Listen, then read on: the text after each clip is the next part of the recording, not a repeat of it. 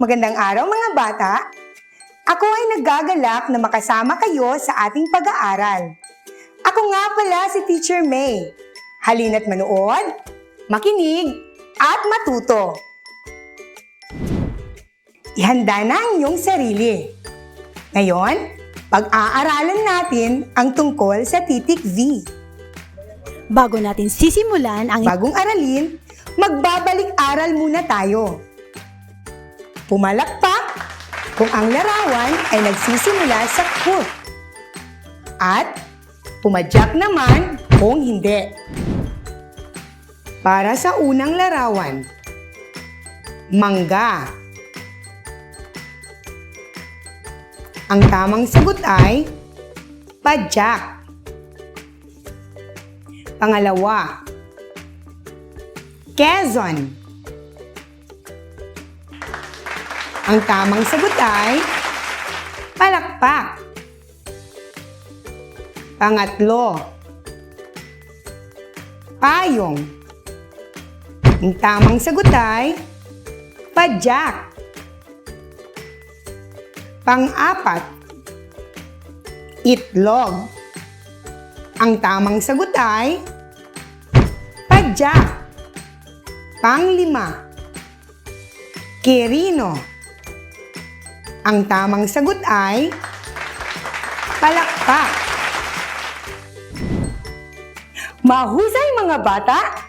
Palakpakan ang inyong mga sarili.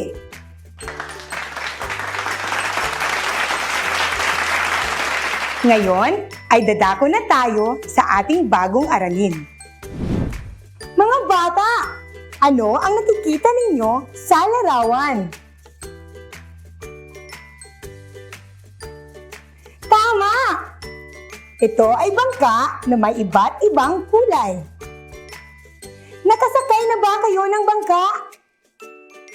May ikukwento ako tungkol sa bangkang nasa larawan. Pero bago ko sisimulan ang pagkukwento, ay ano-ano muna ang mga dapat ninyong gawin o isaalang-alang kapag nagkikwento si teacher. Mahusay!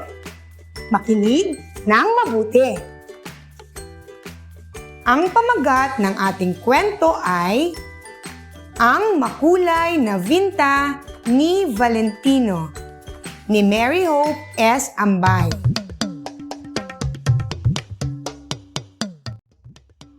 Si Valentino ay may makulay na vinta. Ito ay regalo ng kanyang kapatid na si Vera noong kaarawan niya.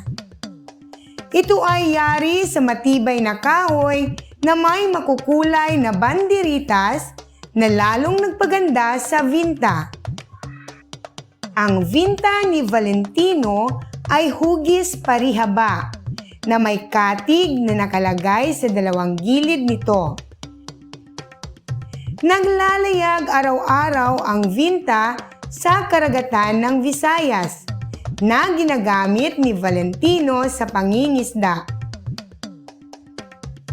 Kasama ni Valentino ang kanyang mga kaibigan na sina Vico, Velo, Vina at Vilma sa panghuhuli ng isda gamit ang kanyang vinta.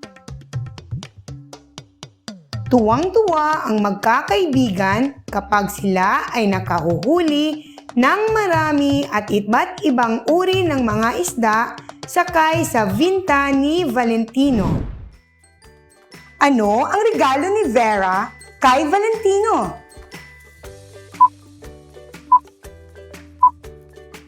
Tama!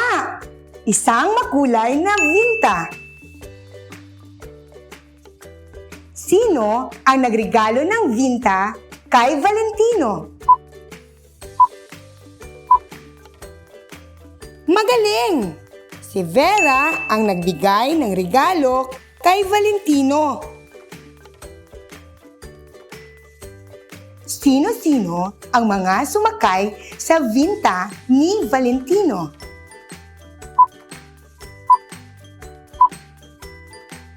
Tama! Sumakay ang mga kaibigan ni Valentino na sina Vico, Velo, Vina, at Vilma. Kung ikaw si Valentino, ano ang gagawin mo sa regalong ibinigay sa'yo?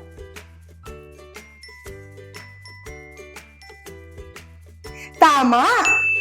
Aalagaan natin at iingatan ito upang hindi ito agad masira. May mga larawan akong ipapakita. Babasahin ko ang mga salita. Vinta.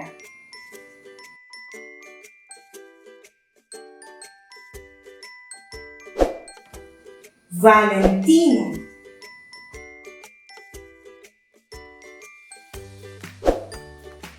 Vera.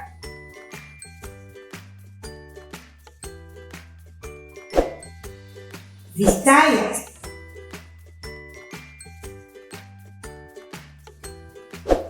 Violin.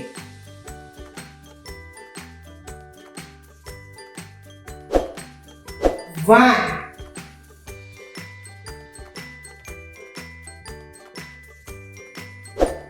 Vico.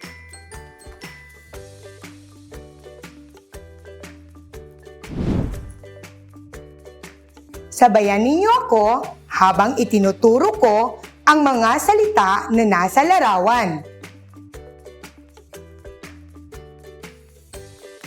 Vinta.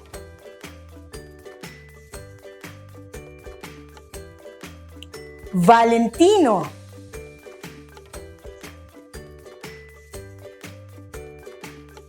Vera.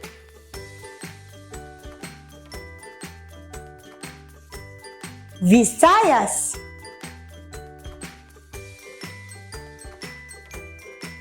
Violin.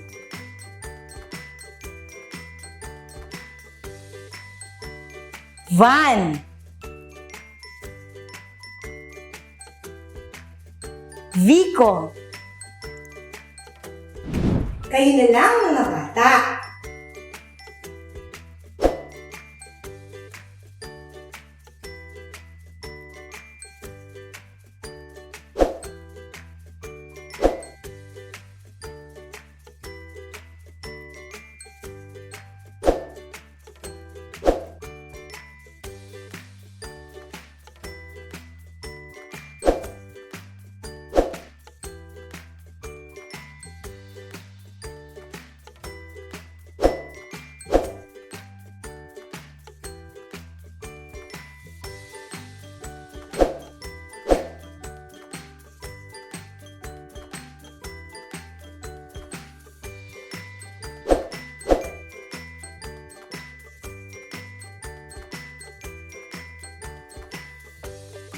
Magaling! Ating tandaan mga bata, ang Valentino, Vera, at Vico ay tiyak na ngalan ng tao, kaya ang mga ito ay nagsisimula sa malalaking titik. Ganoon din ang Visayas dahil ito ay tiyak na ngalan ng lugar. Ang Vinta, Violin, at Van naman ay di tiyak na ngalan, kaya ang mga ito ay nagsisimula sa maliliit na titik. May napansin ba kayo sa unang titik ng inyong mga binasa?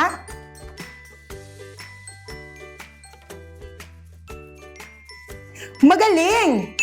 Ang mga ito ay nagsisimula sa titik V. May tunog ito na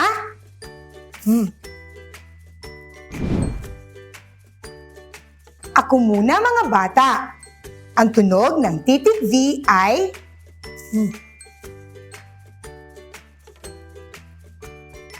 Ngayon naman mga bata ay sabayan ninyo ako.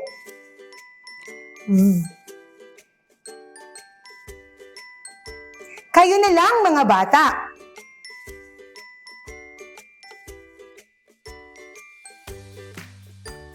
Ngayon naman mga bata ay aawit tayo upang mas madali ninyong maisaulo ang tunog ng titik V. Sabayan ninyo ako sa pag-awit, mga bata.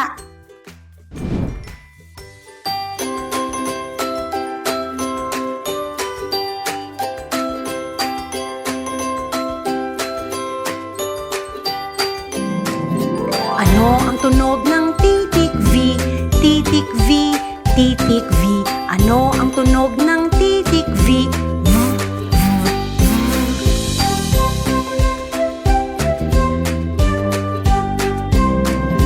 Ano ang tunog ng titik V? Titik V, titik V. Ano ang tunog ng titik V?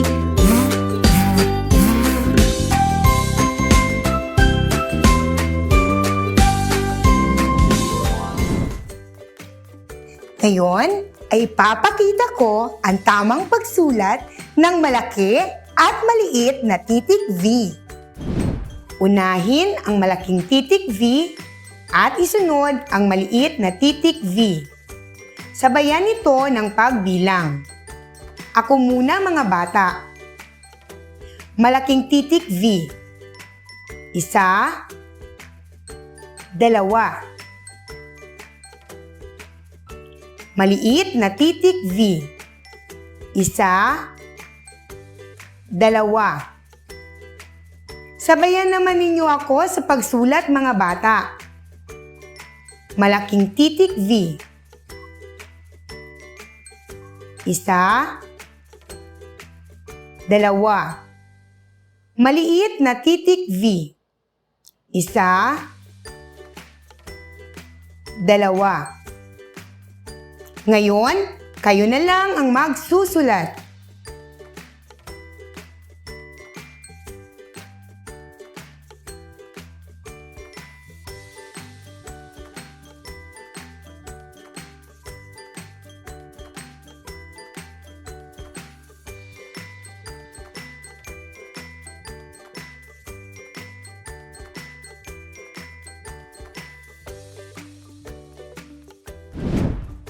Magaling!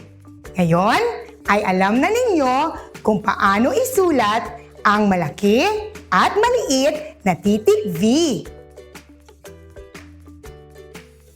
Ngayon naman ay Subukin natin ang pagbabasa ng mga pantig, salita, parirala, at mga pangungusap na may V.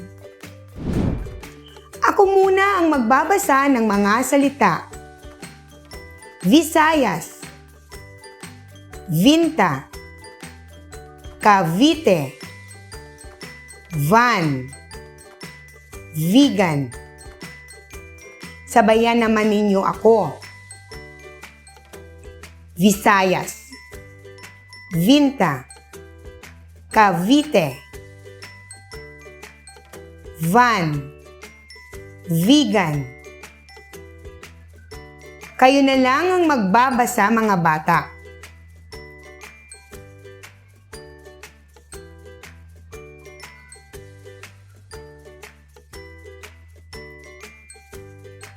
Mahusay! Sa pagbabasa ng parirala ay ating makikilala ang mga pandaloy na mga salita katulad ng si, at, na. Magbabasa na tayo ng mga parirala.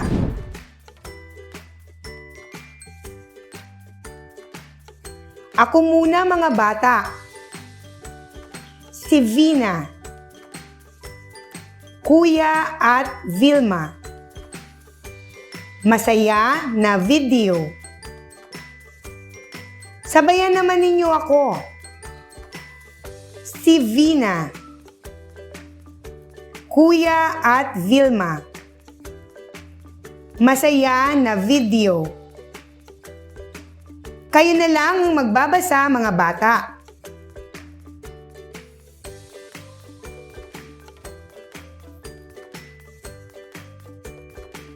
Magaling! Ngayon naman ay magbabasa tayo ng mga pangungusap. Ako muna mga bata.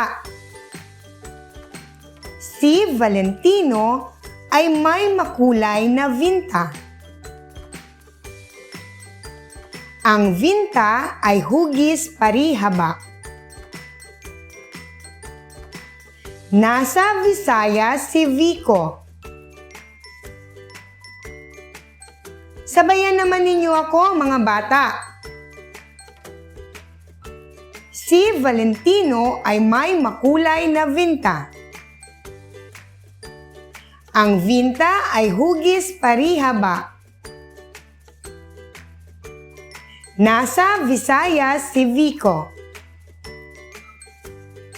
Kayo na lang ang magbabasa.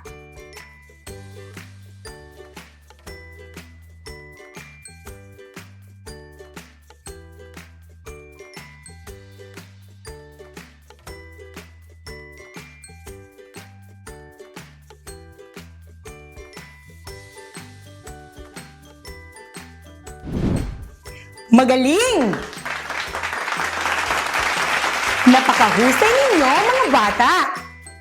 Ngayon ay alam na ninyo ang titik V at ang tunog nito. Isang makabuluhang araw na naman ang natapos. Naway, marami kayong natutunan sa ating aralin ngayong araw. Sa muli, ako si Teacher May na nagsasabing, hiwagan ng karunungan matutuklasan kung ang pagbasa ay pahalagahan. Hanggang sa muli!